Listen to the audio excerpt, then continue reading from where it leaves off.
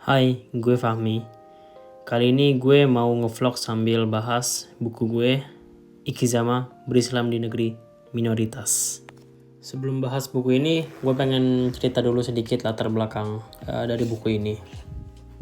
Jadi sebenarnya buku ini tuh sebagian besar isinya tentang keluh kesah dan keresahan gue selama tinggal di Jepang sih ya, khususnya sebagai seorang muslim.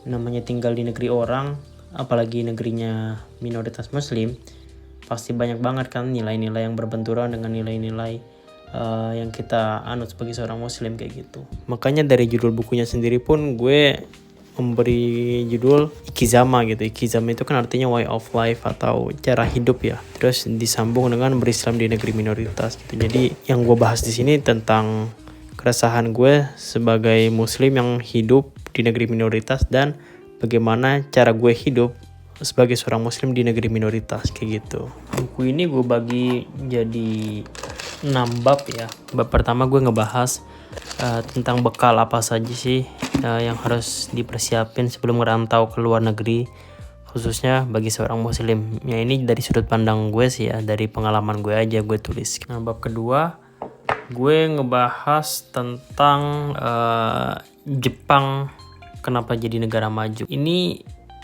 keresahan utama gue sih sebenarnya yang gue tulis di buku ini ya. Orang muslim tuh banyak ngerasa inferior terhadap Jepang gitu. Rendah diri lah dibanding Jepang gitu. Padahal sebenarnya apa yang Jepang alamin itu ya proses alamiah. Kenapa dia bisa bangkit tuh ya sesuatu yang wajar dengan apa yang mereka lakukan dalam perjalanan sejarah mereka gitu. Nah ini sedikit ngebahas sejarah Jepang juga gitu ya. Kenapa Jepang bisa jadi negara maju. Ya sebenarnya apa yang dialami Jepang bisa sampai maju sekarang itu ya proses alamiah, dan sebenarnya orang muslim pun atau sejarah Islam, sejarah orang-orang muslim zaman dulu juga mengalami hal yang sama kalau mau menjadi negara yang maju gitu ya, mau jadi peradaban yang maju gitu. Jadinya kita nggak perlu ngerasa inferior sih sama Jepang. Intinya itu sih yang ingin gue bahas. Dan di bab ketiga gue ngebahas tentang perenungan 4 musim. Jadi di sini gue lebih ke tadabbur alam kali ya. Jadi pergantian 4 musim ini seperti perjalanan hidup manusia gitu gue nangkep. Jadi gue bahas tentang musim semi, musim panas, musim gugur, dan musim dingin itu seperti perjalanan hidup manusia kayak gitu. Dan itu juga gue ambil berdasarkan pengalaman hidup gue di Jepang dan apa yang ada di pikiran gue aja, dan gue tulis di situ.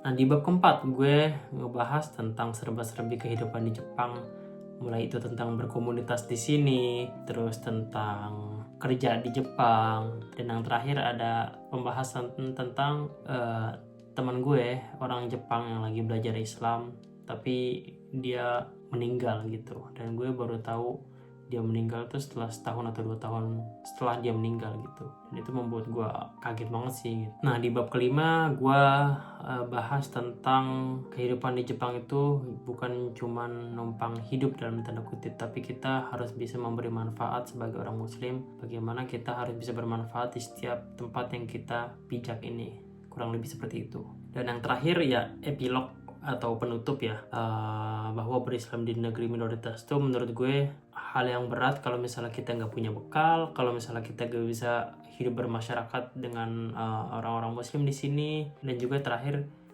kita juga jangan sampai merasa inferior karena Jepang itu negara maju. Apakah kita juga nggak bisa seperti Jepang? Itu nggak sama sekali. Jadi di epilog itu gue menutup kesimpulan dari buku yang gue tulis seperti itu. Nah kalau misalnya kalian tertarik baca memoir atau catatan-catatan gue di Jepang ini, bisa kalian cari di toko online ya, ketik aja Ikizama Berislam di Negeri Minoritas. Mungkin masih ada stoknya kalau gak salah deh. Oke, sampai jumpa di monolog kisah selanjutnya dengan buku-buku yang menarik tentunya dari belakang ini.